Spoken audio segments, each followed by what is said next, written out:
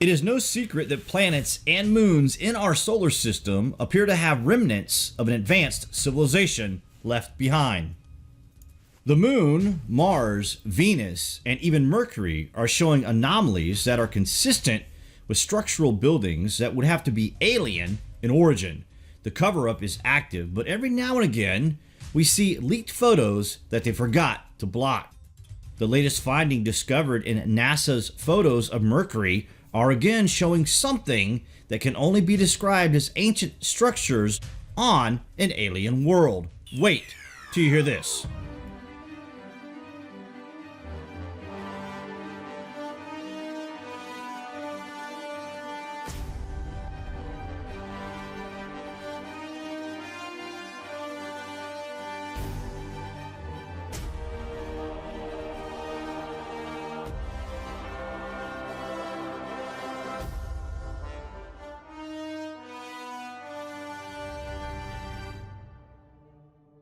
What these buildings are on Mercury is completely unknown, but it is almost certain that this photo is showing something that was built by a lost alien civilization.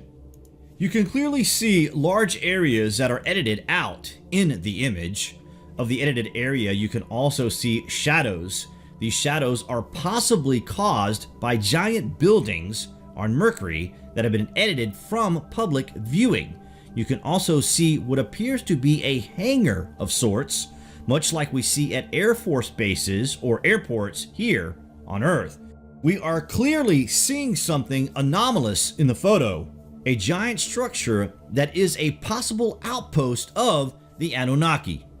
The story of the Anunnaki, the oldest in the world, concerns the birth of the gods and the creation of the universe and human beings. In the beginning, there was only undifferentiated water swirling and chaos.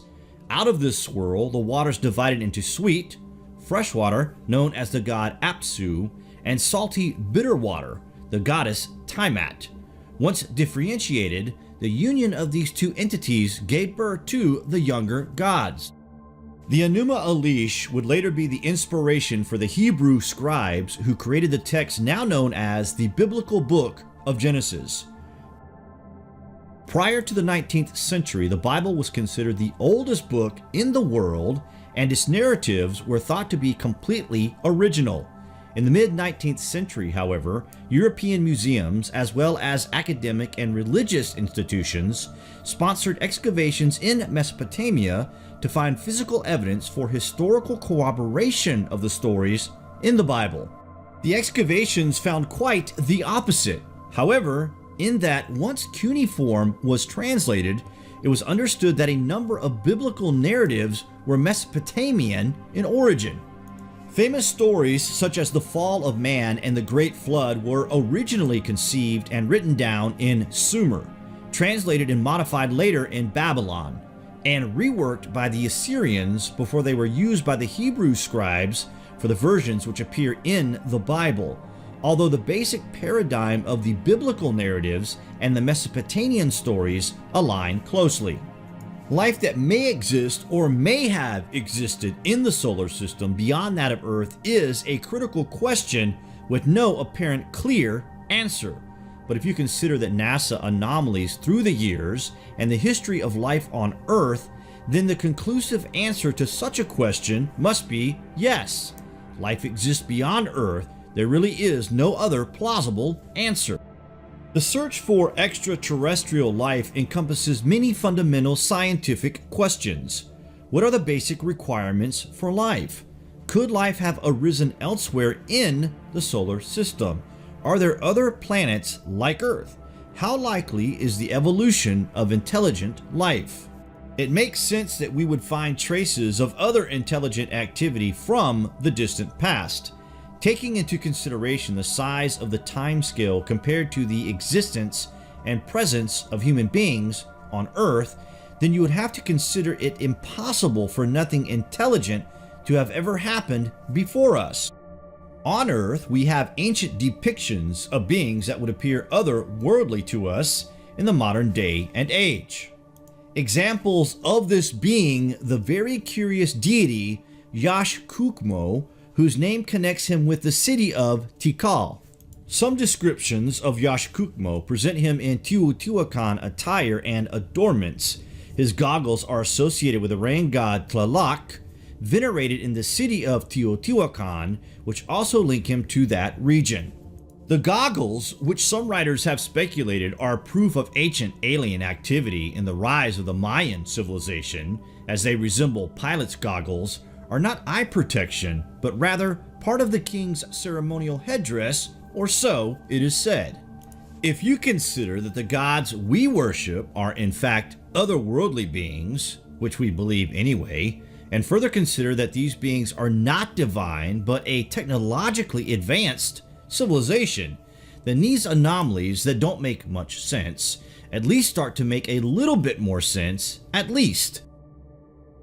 The ancient structures of Earth that we know nothing about should be a basis for us to accept that intelligent life has visited the planets of this solar system in the remote past. Not only visiting, but apparently setting up the buildings that we are now discovering to much confusion. The smoking gun evidence is staring right at us in the face here on Earth, but when we find it on other planets, we surely must be living in an age of disclosure of the truth behind our civilization. Perhaps these beings have never left us alone, but rather they are monitoring us all the time in our struggle to understand what exactly us humans are even doing here. Existence on Earth must be more than work, rest, play, repeat. In the grand scale of things, it doesn't even make any sense what we are doing on this planet on a daily basis. It's crazy, and you have to wonder what is the point in everything, and what was here before us. Of course there must be answers, but for now at least we have the questions. You guys can let us know what you make of the discoveries of these strange things on Mercury. Comments below, and as always, thank you for watching. Well, because I know that they are. And they've been, as a matter of fact, they've been visiting our planet for thousands of years. And one of the cases that would interest you most, if you give me 2 or 3 minutes to answer, is during the Cold War, 1961, there were about 50 UFOs in formation flying south from Russia to across Europe. And the Supreme Allied Commander was very concerned and about ready to press the panic button when they turned around and went back over the North Pole. So they decided to do an investigation, and they investigated for 3 years, and they decided that with absolute certainty that 4 different species at least, had been visiting this planet for thousands of years. So that's, we have a long history of UFOs, and of course there's been a lot more activity in the last few decades since we invented the atomic bomb, and they're very concerned about that and the fact that we might use it again. And because the whole cosmos is a unity, and it affects not just us but other people in the cosmos, they're very much afraid that we might be stupid enough to start using atomic weapons again, and this would be very bad for us and for them as well. So no serious scientist has ever publicly confirmed evidence of an encounter with extraterrestrials. Why would scientists not confirm the facts if they exist? I'm afraid they must go out of their way not to find out. Because if they did, you know, even 10% of the amount of research I've done in the last 8 years, they would be as convinced as I am. I mean, they could do it even faster. Might take them a little longer when they didn't have a military background, but there are so many wonderful books that tell these stories, and they've been authenticated. The sightings have been authenticated by more than one witness, and also by radar, and they have landed in various places around the world, including Russia. There's a famous case there. I can't remember the name of the place, but it was widely reported at the time. A man wrote a book about it, and then the French bought the book rights so that it wouldn't be circulated around. There's just so much evidence. If anybody will take the time off to do a little bit of research and study. But people just are, some people are interested and will take the time, and the others just say, oh, it's just fantasy.